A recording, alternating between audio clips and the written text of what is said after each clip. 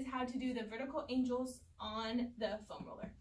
So in order to do this, go ahead and start sitting on one end of the roller. Keep your feet pretty wide, it'll help with some of that balance.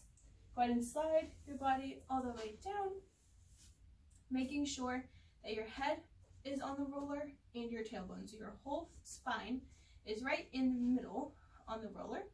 From here, a couple of things to keep in mind.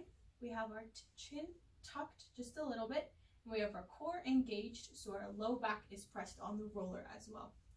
From here, we're really going to stretch through the pecs and the chest. So go ahead and bring your arms into a 90-degree position and parallel to the floor.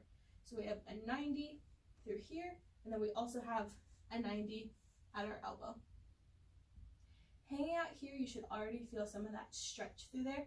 If there's any pain, numbness, tingling, go ahead and dump out of the exercise and give us a call, come in so we can see what's going on and create a program that's specific for you.